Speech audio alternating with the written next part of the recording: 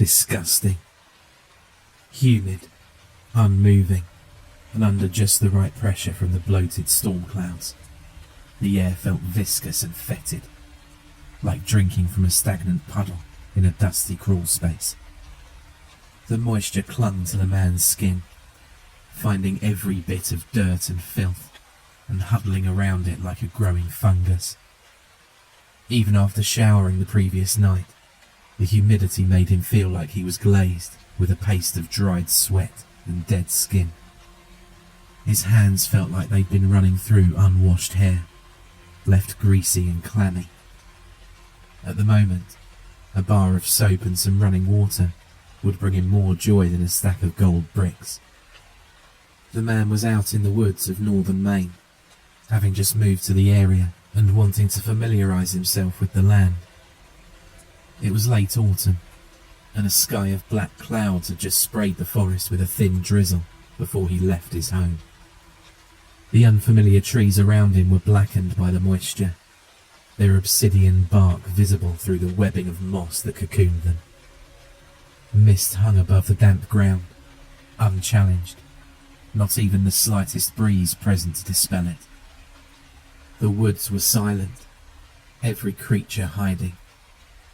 Even the drops of water on the pine trees stubbornly clung to their needles, as if afraid of falling and breaking the silence. Above the man's head, the branches of the trees, strong with age, wove a net to try and keep the forest floor eclipsed in darkness. But down below, the effects of time could be seen. Every tree limb within his vision was dead, starved of sunlight.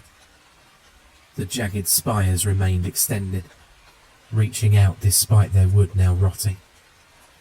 The man was no novice to the wilderness. As a Mainer, he'd been around trees all his life, but he had never before stood in a forest like this. It felt primeval, an ancient bastion that existed beyond the laws of man or God, indifferent to the passing eons, as if suspended in its own pocket of time. It felt like he was the first to walk through these woods in, perhaps, ever. This was a level of solitude that chilled him, for it was the farthest he'd ever been from civilization, but there was more to it than that. He felt like he'd entered a realm that was not truly part of nature. Whether it be in a steaming jungle or a lifeless desert, he'd feel more at home, more in tune with the world, than he was here. He came out of the woods and into a field, glad to escape the shadows of the trees. He looked up at the sky, at the dark clouds that claimed dominion over the land and refused the light of the sun. There were only a couple of hours left of sunlight. He needed to head home. These woods chilled his blood during the day. He didn't dare remain outside during the night. But he stayed at that spot, at the very edge of the field, looking back into the darkness of the trees on the other side. He wanted to get home. He wanted to get home and lock his doors, cover his windows, and hide beneath the covers until the weather cleared. But his mind wouldn't let him move from that spot. It was like he was trying to remember something or figure out a problem, and moving at all would disrupt his focus. There was something his subconscious wanted him to realize. He was surrounded by variables, all of which had come together to create something. But what? The weather, the light, the moisture, the temperature, the time of year. They all culminated in something. Something that some part of him was aware of and recognized. A shiver rippled through his skin as he figured it out. In essence, he knew that if something bad was going to happen, it was going to happen here and now. This spot, this very second. It was like a darkness was gathering and would manifest into some incarnation of tragedy. He knew that anything could happen. that any number of unspeakable horrors could take place in the darkness of these trees, and the world would never know. As if the blood of 1,000,000 people could be shed in this forest, and the light of sun would never shine on even a drop. Would he trip and sprain his ankle? Was a rabid animal going to tear his throat out? Would some deranged killer bury a rusty knife in his back? Or would something that existed outside of human knowledge occur? Something bad was going to happen. He knew it. This place was cursed. His whole body shook, but he could not take a step, paralysed by a fear that he didn't understand. Movement shook him from his trance. He saw it in the trees across the field. There was no wind, the air as still as the breath in a corpse's lungs, but the spindly branches swayed and bent. There was something there. He could see it, but he didn't need eyes to see it. It was invisible to the gelatin spheres with their quivering irises, but his mind's eye could see it, like he was looking through an image etched in glass. Even when he blinked, he could see it in the darkness, seeing it with the eyes of his soul, and he could see it looking back at him. A new fear took him, a terror that he had never felt before, that dwarfed every life experience. It was an older terror, something more than simply instinctive. It was primordial. It was universal, born from a knowledge that was written in even the most undeveloped strand of DNA. This thing, whatever it was that he was looking at, existed in total opposition to life itself. Its identity was that of a blasphemous sentience that didn't belong in this world. Even the bacteria in the man's gut shivered in revulsion to this thing's presence. Had they the ability, they'd be wailing like infants during a thunderstorm. They felt it, just as he did, that whatever this thing was, its existence was wrong. From his racing heart and seething pressure, blood began to run from the man's nose, and when the first drop fell from his lip, the creature snapped him out of his stupor with a noise. It was a blood-curdling scream, a woman's, like she was being stabbed with a rusty knife. The voice echoed through the wilderness, sounding so purely human, but the fact that the beast had made such a sound terrified the man beyond words. Shaken by that scream, he turned and ran back into the woods, sprinting harder and faster than ever in his life. Almost as soon as he started running, he could sense it behind him, chasing him like a hungry predator. It didn't leave rhythmic footfalls.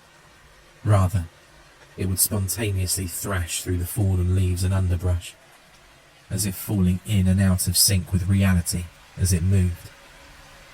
But every minute or so, it would give another bone-rattling scream, as if the man was running from someone being gruesomely murdered. There was no clear path in the man's mind.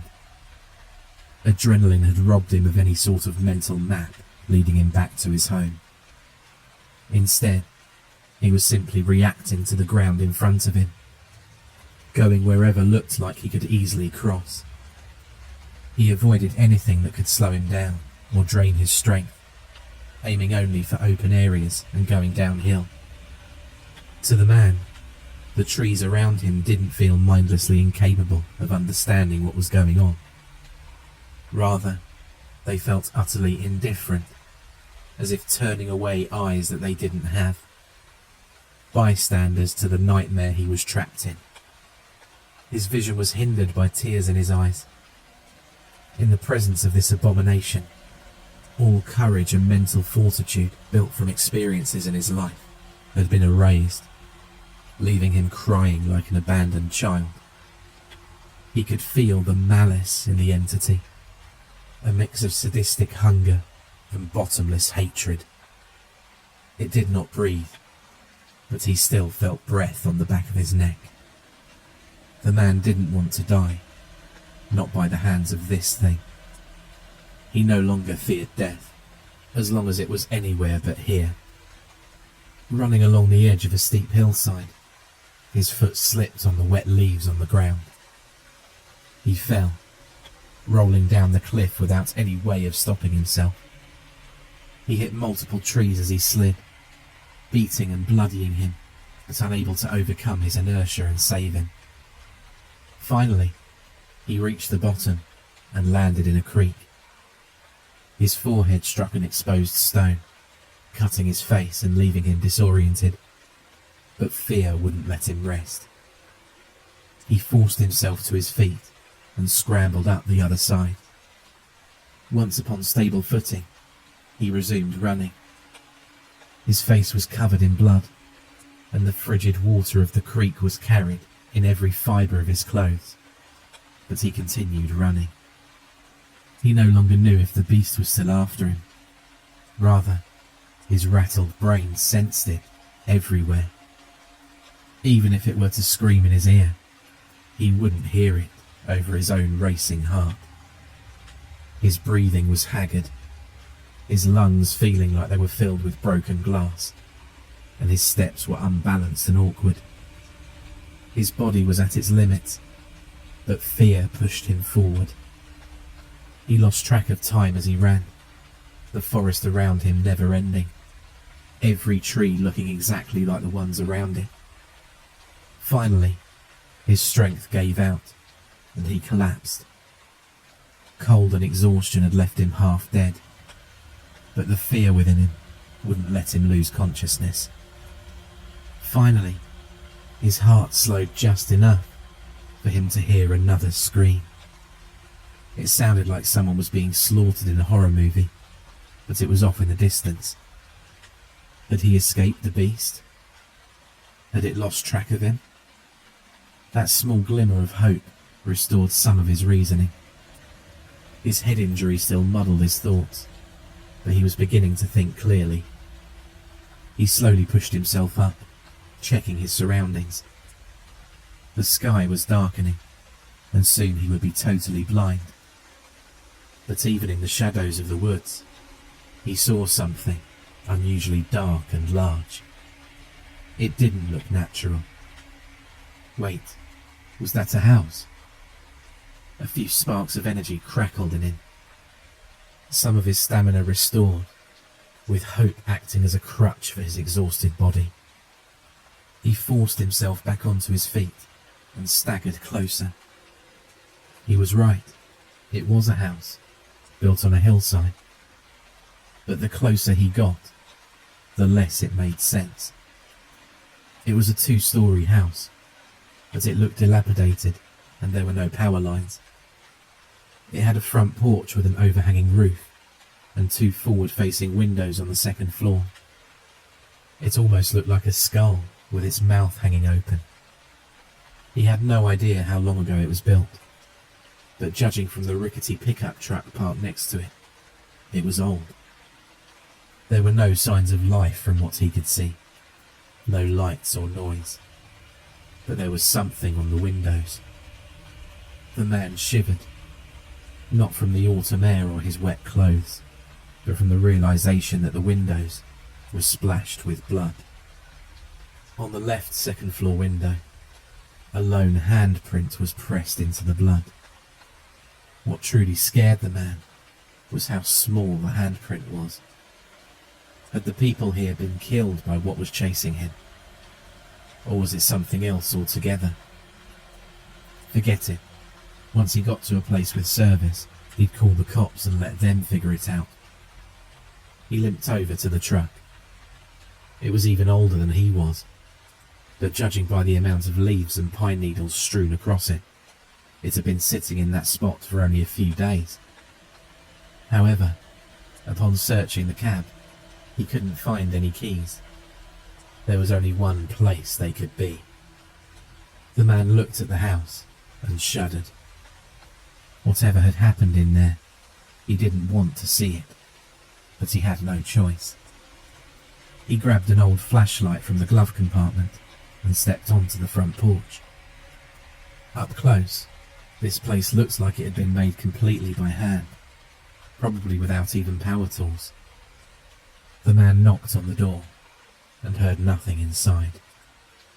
With a deep breath to give himself strength, he turned the rusted doorknob and the wooden slab swung open. He stepped inside and shined the flashlight on the interior of the house, feeling himself getting sick from the sight.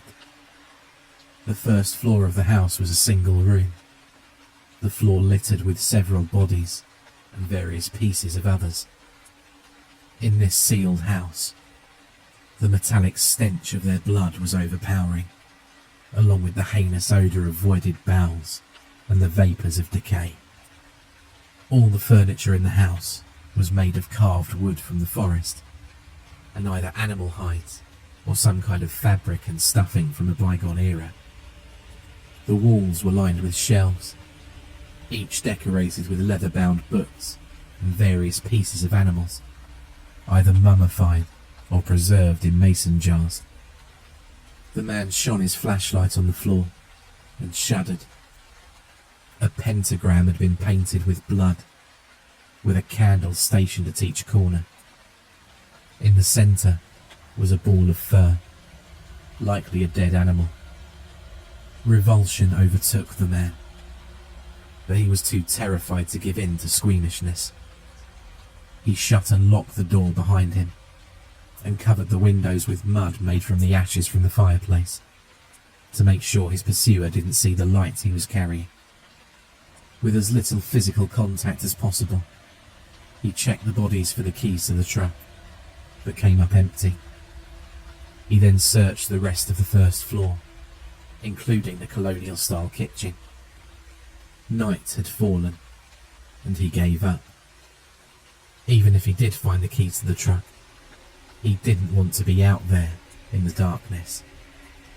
It would be better to wait until morning, hopefully when there would be sunlight.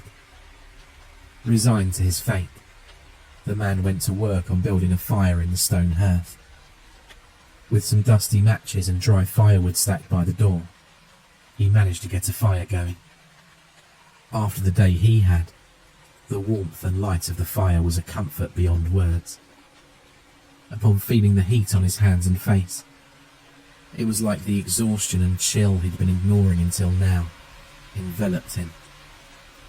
Now he could dry his clothes and warm himself up. But the fire also made him nervous. What if the beasts smelled the smoke and came here? What if some of the light managed to pass through the windows on the door? He sat there for a long while, simply staring into the flames. Even without a refrigerator, the kitchen held some preserved food, but he wasn't even in the mood for eating.